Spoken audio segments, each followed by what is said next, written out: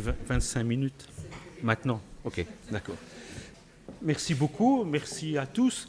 Je vous parlerai de l'ouvrage à la fin, il va sortir bientôt, mais les éditeurs ont toujours quelques soucis. Non, ça va, ça ira. Simplement, je me mets ici parce que je vais pointer deux, trois slides avec le pointeur, si ça marche. Ok, voilà.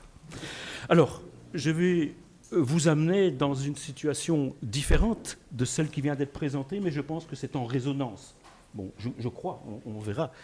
Alors, je vous amène au Cap-Vert et je vous amène dans une situation, on pourrait dire, totalement singulière. Comme ethnographe, je suis des familles et donc c'est à partir d'une singularité que je vais essayer de généraliser. Mais je pars de cas particuliers. Alors, la thèse que je voudrais vous présenter ce matin est la suivante. C'est qu'à la fois les lois du regroupement familial et en même temps le marché du travail des pays d'accueil façonnent très largement les familles, en fait, les familles concernées par la migration ou la famille à distance, et notamment la famille capverdienne. Alors, le travail que j'ai mené ces 13 dernières années, en observation participante, je n'enquête pas, je n'ai pas de questionnaire, je vis simplement avec les gens, c'est ce que j'ai fait. J'ai observé les familles, surtout au Cap-Vert, et c'est à partir du Cap-Vert que j'ai migré avec eux aux États-Unis, en Italie ou à Lisbonne. Mais pas par le chemin inverse. C'est d'abord par le Cap-Vert, la connaissance, on pourrait dire, du contexte capverdien. Voilà des familles de migrants, avec derrière les fameux bidons qui viennent des États-Unis, remplis de vivres, de nourriture, etc. C'est très connu, hein, ça arrive par bateau. Alors, pour moi, le Cap-Vert, dont vous le voyez ici, hein, c'est un petit archipel situé à 700-800 km des côtes africaines, est à équidistance des différents continents qui se trouvent ici. Et c'est un véritable laboratoire de la migration. Je ne suis pas du tout spécialiste de la migration, comme pas mal de gens ici, hein. Je suis un spécialiste de la famille. J'ai travaillé au départ dans les problèmes de changement social, de développement, et donc vous devez accepter, je dirais, quelqu'un qui a une formation impure par rapport aux spécialistes de la migration, ce que je ne suis pas, en fait. Mais c'est à travers des problèmes de parenté que j'allais chercher au Cap-Vert que forcément j'ai retrouvé, en fait, la migration. Alors, regardez bien, c'est un pays où, si mon hypothèse est bonne, comme c'est un pays insulaire, chaque île est quasiment spécialisée dans un flux migratoire particulier. Certaines îles vont travailler en Hollande, d'autres au Luxembourg, d'autres aux États-Unis. Ici, presque 260 000 Capverdiens se retrouvent au sud de Boston, d'autres en Italie, etc. Si mon hypothèse est bonne, les lois du regroupement familial des pays d'accueil façonnent des familles différentes au Cap-Vert. Et c'est ce que j'ai fait, et c'est ce que j'ai découvert. Des familles totalement différentes. Donc, la société capverdienne est totalement impactée par des lois qui sont parfois posées à 10 000 km d'eux-mêmes, si vous voulez. C'est l'hypothèse que j'ai faite dans l'ouvrage qui va sortir bientôt. Alors, le Cap-Vert, c'est 450 000 personnes dans les îles, 700 000 à l'extérieur. C'est une histoire littérale de la migration depuis la nuit des temps, à peu près. Enfin, la nuit des temps, le Cap-Vert découvert en 1460. C'est pas si vieux que ça. Je vous emmène dans l'île de Fogo, essentiellement ici, où la plupart des gens sont partis aux États-Unis à partir de la pêche baleinière au XVIIIe siècle. Donc c'est une histoire ancienne, ils vont monter sur les bateaux de marins, et puis ils vont devenir commerçants, et ils vont se transmettre génération par génération la capacité de migrer à travers une adaptation des lois, on pourrait dire américaines, qui vont fluctuer évidemment pendant 300 ans. Hein. Les lois ne vont pas rester identiques, mais ils vont s'adapter. Et c'est ce mécanisme-là de la transmission des droits des migrés que je vais vous expliquer tout de suite à partir de cas empiriques. Alors pour moi, ce qui compte le plus, c'est le capital migratoire. Une famille qui accède au capital migratoire considère ce capital comme le bien le plus précieux qu'il possède. Et donc, le capital s'acquiert de différentes manières, soit par un mariage ad hoc, soit de manière clandestine, soit par des alliances et des mariages opportuns, en fait. C'est pour ça que le bouquin qui va sortir s'appelle « Amour pragmatique », si vous voyez ce que je veux dire. Alors, c'est un bien le plus précieux, mais pour le garder, vous ne pouvez pas le mettre à la banque, comme ici en Suisse. Vous devez le faire circuler entre soi. C'est la circulation du capital. C'est donc prendre des risques de le faire circuler qui permet de l'entretenir. Et il faut donc tordre littéralement la parenté.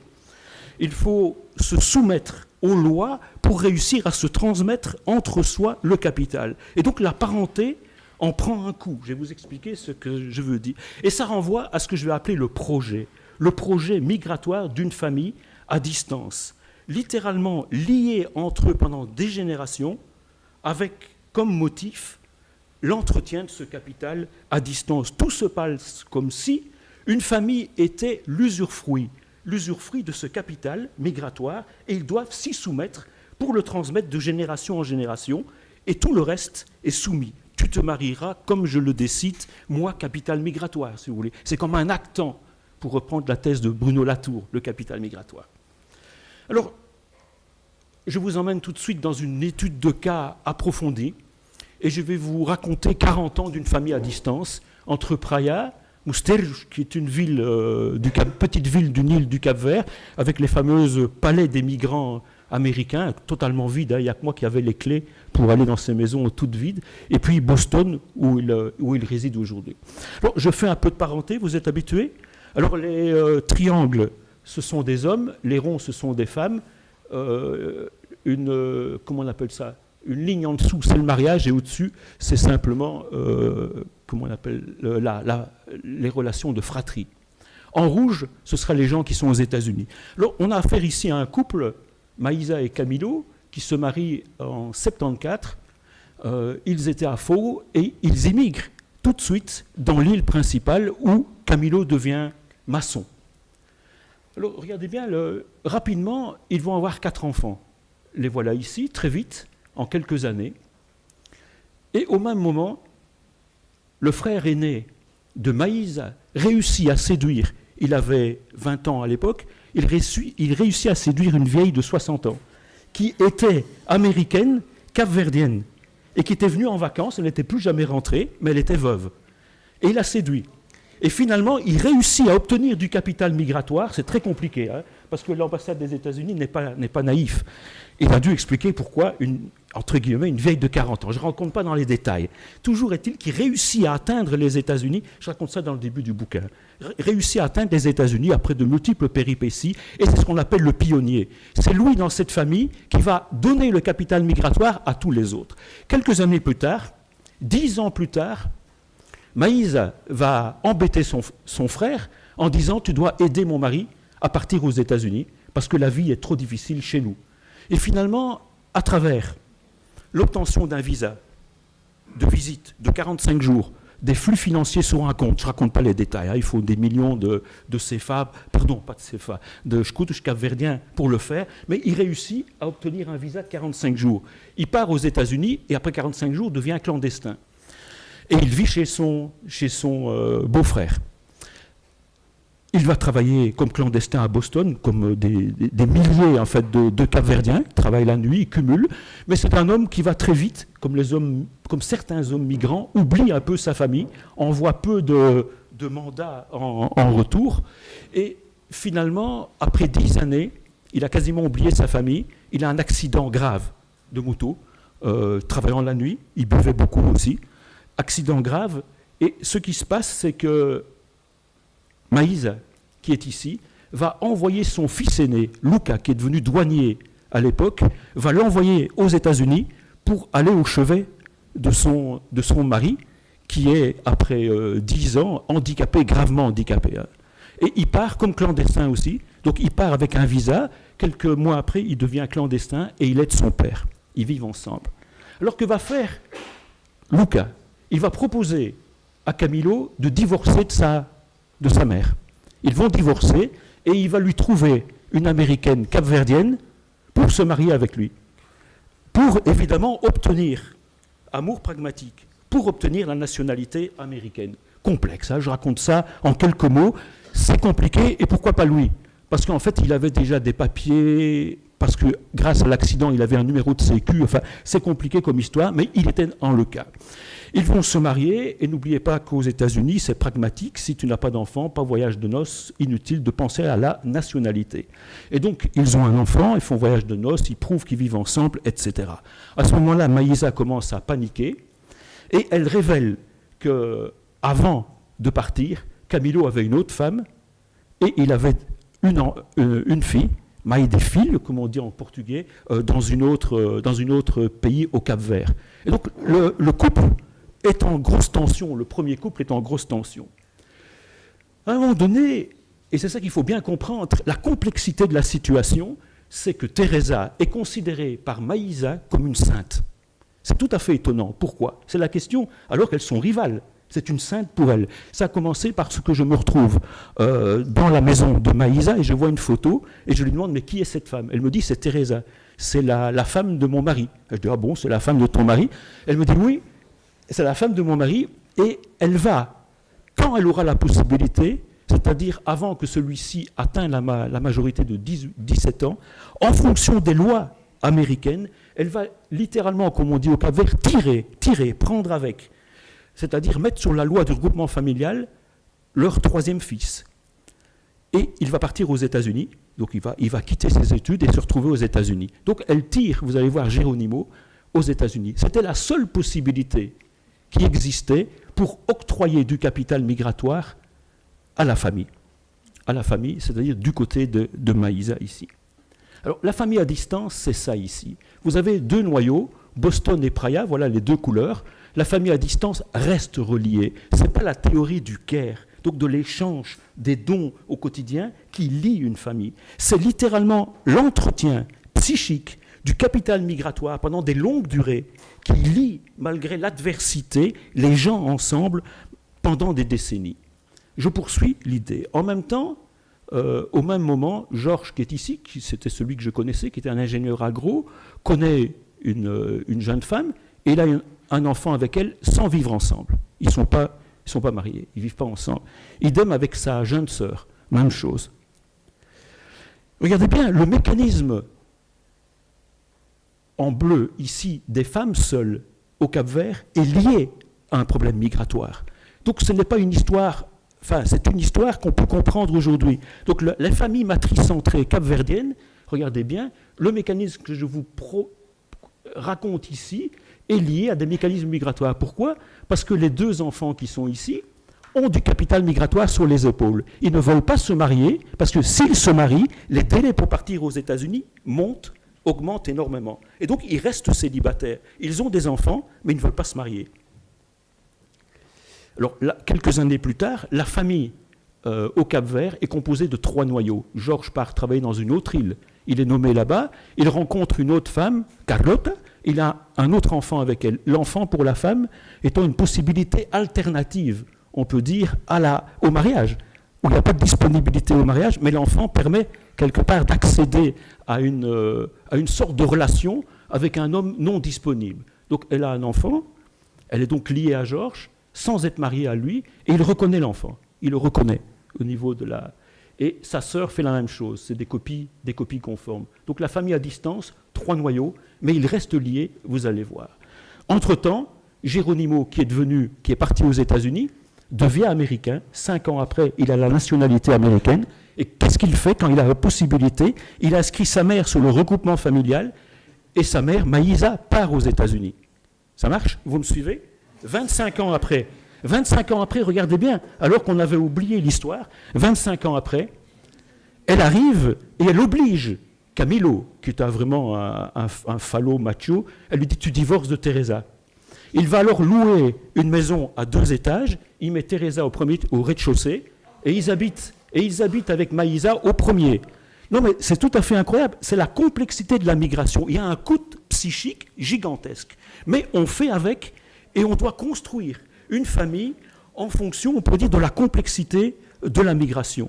Et donc, c'est, pour les 2 femmes, je dirais une cohabitation, mais une cohabitation, on peut dire, intelligente entre elles. Et Maïsa, après 25 ans, 29 ans, presque 30 ans, retrouve sa place à 65 ans auprès de son mari qui l'a quitté 25 ans après. Vous avez vu? Capital migratoire, relation...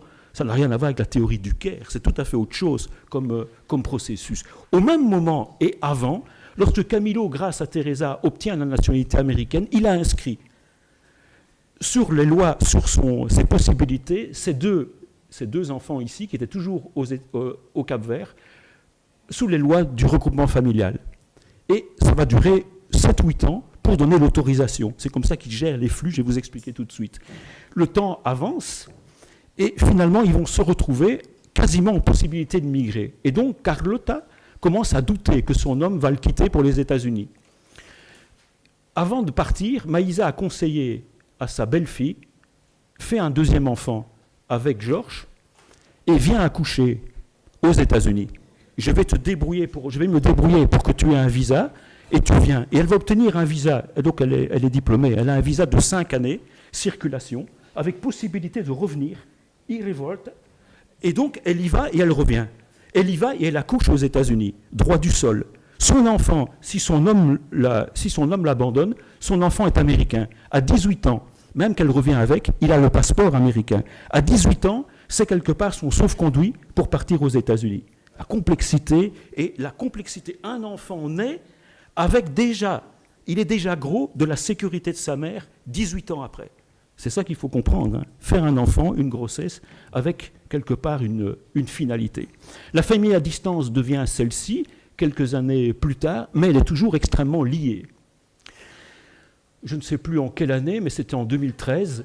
Regardez bien, en 2013, vous avez l'octroi des documents officiels pour migrer, donc la Green Card, est octroyée à Georges et à Candida, donc les deux enfants qui étaient toujours au Cap-Vert. Et ils vont partir avec une partie de leurs enfants.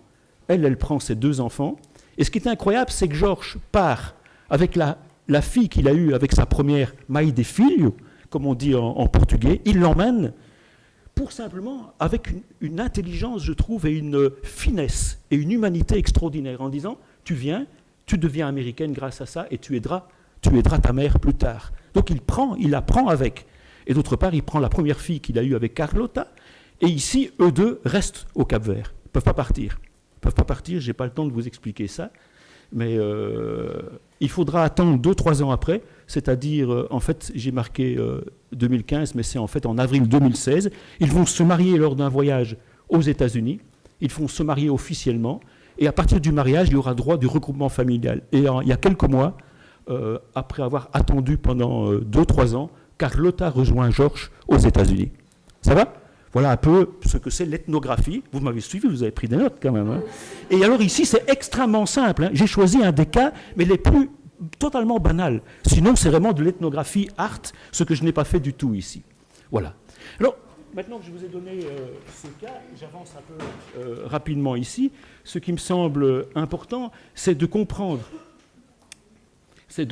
en fait qu'on a affaire à une société sous influence. Par sa plasticité, on peut dire que les Cap-Verdiens s'adaptent aux lois du regroupement, familial. Alors, les États-Unis, vous l'avez montré dans un graphique, c'est à peu près 1 million d'octrois de visas légaux par an. Je ne parle pas de la migration illégale, hein, 11 millions de migrants illégaux aux États-Unis, je parle des titres légaux, avec à peu près 65% qui concernent la politique du regroupement familial dont je viens de parler, à condition de disposer du capital migratoire. Et les lois reposent sur une vision de la famille nord-américaine. C'est pour ça que c'est ces lois qui impactent ce que je vous ai raconté, la construction de la famille dans la migration.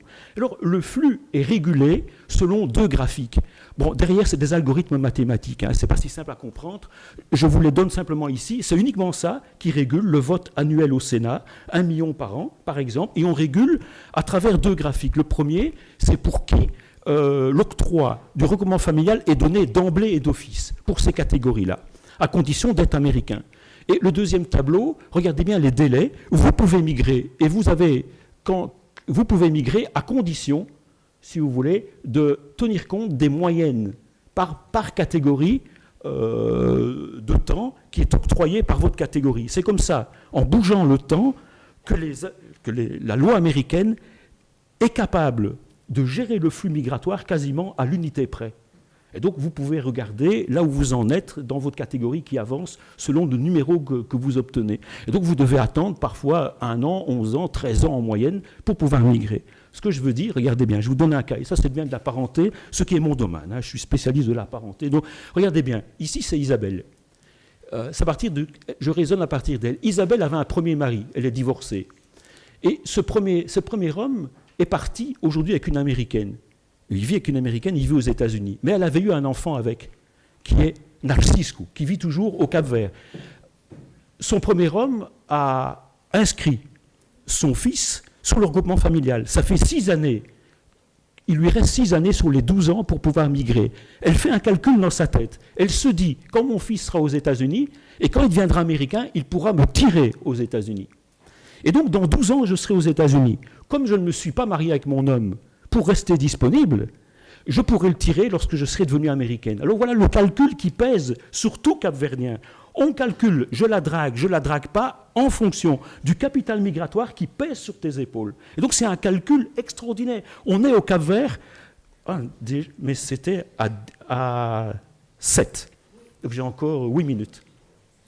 OK. Voilà.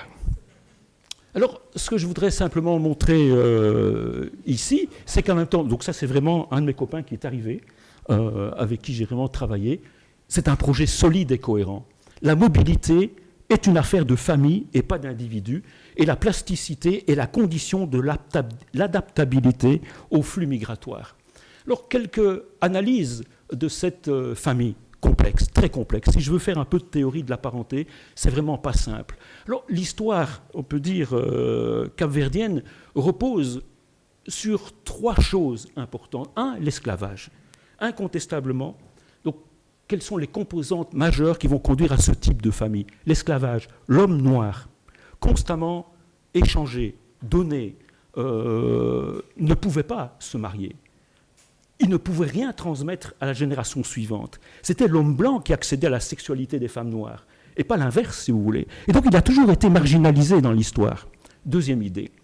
Les inégalités sociales au Cap-Vert sont omniprésentes et reposent sur on peut dire, une sorte de rente de situations très différentes de nos sociétés.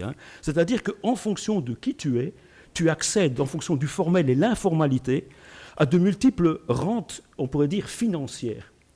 Et donc, il y a un accès à la sexualité de femmes considéré comme inférieur à toi-même. Tous les hommes, ou une majorité d'hommes, même mariés, accèdent à la sexualité de femmes hors mariage, mais inférieure à eux en raison du différentiel. J'ai du salaire, j'ai une fonction, et donc, pour quelque part t'aider, je te fais un enfant ou je vis avec toi pour te donner quelque chose, sans qu'il y ait un reproche fait par la société. Et donc les hommes capverdiens sont monogames avec des maîtresses. C'est ce que j'ai appelé, je ne vais pas rentrer dans les détails. Et dernier point, la migration depuis des années sépare les Capverdiens, sépare, depuis toujours en fait, sépare les familles. Donc c'est une longue histoire qui conduit à ce que j'ai appelé, on peut dire, une sorte d'idiosyncrasie et qui va, je dirais, conduire à un système que j'ai appelé matricentré. Qu'est-ce que je veux dire par là? D'un côté, le machisme capverdien, ce sont des hommes qui finalement vivent un peu à la marge de la famille. Ils n'ont pas de place au sein de la famille, si vous voulez. Attendez, je me suis un peu perdu. Ce sont des hommes qui sont mariés, mais qui s'intéressent en même temps à la sexualité de femmes qu'ils considèrent comme dominées. Alors, pour pouvoir inscrire le système, je dirais, de parenté capverdien, il faut noter autrement le système de parenté. Est-ce que les gens vivent avec et est-ce qu'ils reconnaissent leurs enfants ou pas? Parce que sinon, la filiation est matrilinéaire stricte ou elle est cognatique, si les pères les reconnaissent. Compliqué, mais la fonction de la reconnaissance paternelle est absolument essentielle. Alors vous avez la centralité de la mère. La mère fait des enfants pour les deux sexes, qu'on le veuille ou pas. Si l'homme n'est pas là, c'est de toute façon la mère qui hérite des enfants.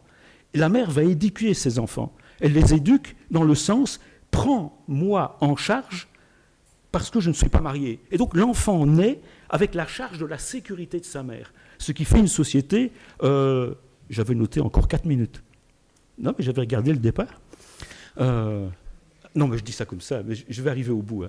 Alors, ce qui se passe, c'est qu'on a affaire à quelque chose de terrible qui va permettre la migration, c'est la déliaison de l'alliance et de la sexualité. La sexualité n'est pas liée au mariage dans ce type de société. C'est la conséquence d'une histoire et la conséquence de la migration. Pour marier, pour migrer, il faut délier les choses. Et En conséquence, pour les femmes non mariables, la grossesse est la seule possibilité d'accéder à un homme. Je te fais un enfant et tu seras obligé de me reconnaître à travers un enfant, mais pas comme épouse en fait, ce qui est très différent comme statut.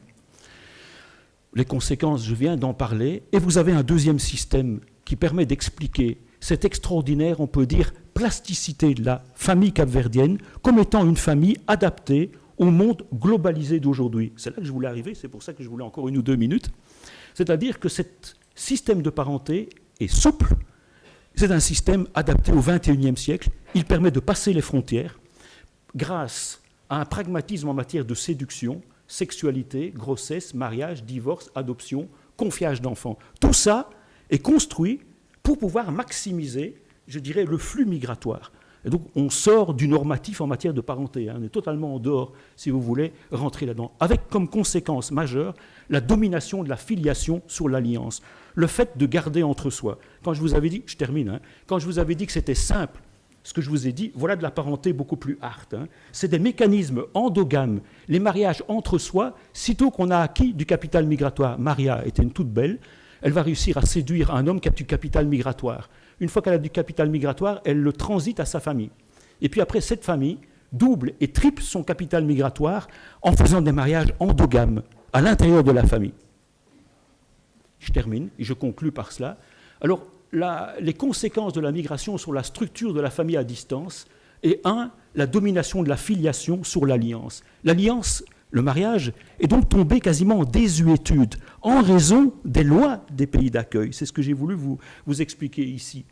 Pour cela, il y a une déliaison sexualité-alliance, un pragmatisme en matière de parenté, ce qu'il faut comprendre, et vous avez un aspect processuel de l'alliance. Petit à petit, un homme plus âgé pourra rejoindre en fait une femme avec qui il a eu 1 ou plusieurs enfants parmi 2, 3, 4 épouses. Et la famille se construit petit à petit. Donc au début, pas d'affin. Les affins, l'affinité, la famille par alliance ne se construit que très tardivement. On n'a pas de, je dirais, de famille par alliance, comme je viens de dire. Et la grossesse est une stratégie alternative à l'alliance, est le cheval de Troie pour aborder la filiation de l'homme qui est gardée par sa mère. La mère ne veut pas qu'un homme se marie parce que cet homme est riche de sa sécurité.